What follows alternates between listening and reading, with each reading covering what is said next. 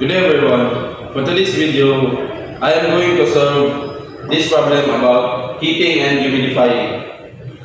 So we have 5 kilograms per second of air heated sensibly from 10 degrees C to 30 degrees C at your humidity ratio of 0.005 kilograms of vapor per kilogram of dry air. Calculate the heat added rate. So we have given MA is equal to 5 kg per second, T1 is equal to 10 degrees C, T2 is equal to 30 degrees C, and humidity ratio is equal to 0.005 kilograms of vapor over kilograms of dry air. And we need to solve the heat added. So to solve this, first we're gonna take the CP moisture. So CP moist is equal to CP air plus humidity ratio times the CP of the vapor. So we have CP of the air is 1.006 plus 0.005 times the CP of vapor is 1.86. So we have CP of moist is equal to 1.153 kilojoules per kilogram Kelvin. Since we have CP of moist, we cannot solve the heat. So Q is equal to MA times CP moist times T2 minus T1. So plug in the values. Q is equal to 5 kilogram per second times 1.0153 kilojoules per kilogram Kelvin times 30 minus 10 degrees Celsius. So we can cancel the kilogram and the temperature. We have left the kilojoules per second or kilowatts. So our Q now is 101.53 kilowatts.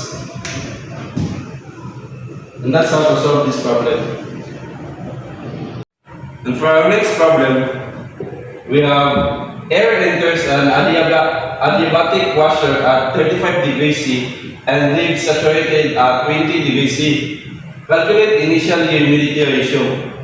So we have the given T1 is equal to 35 degrees C, T2 is equal to 20 degrees C, and the humidity ratio at point 2 is equal to 0.0147 kilograms of vapor over kilograms of dry air. And we have HFG at 20 degrees C is equal to 2,454 kilojoules per kilogram. And we're asked to solve for the initial humidity ratio or the W1. So to solve this, W1 is equal to W2 minus CP of air times T1 minus T2 all over HFG.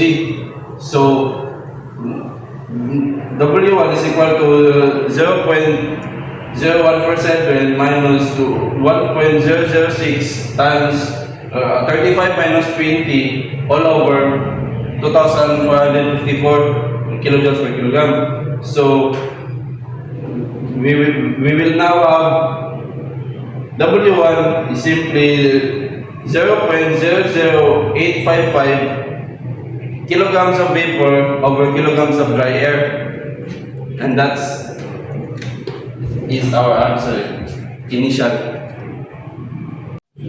And on to our last problem, in heating and humidifying, we have 1 kilogram per second of air. H1 is equal to 30 kilojoules per kilogram is injected with 0.01 kilograms per second of saturated steam. And HS or enthalpy in the steam is 2,676 kilojoules per kilogram. Find final enthalpy. So we have our given MA is equal to 1 kilogram per second. H1 is equal to 30 kilojoules per kilogram. And mass flow in the steam is 0.01 kilograms per second. And enthalpy in the steam is 2,676 kilojoules per kilogram. And we are required to solve for the H2. So to solve for this H2, we have H2 is equal to H1 plus flow rate of the steam over air times enthalpy at steam. So H1 is 30 kilojoules per kilogram plus the ratio of 0.01 kilogram per second over 1 kilogram per second multiplied by 2,676 kilojoules per kilogram.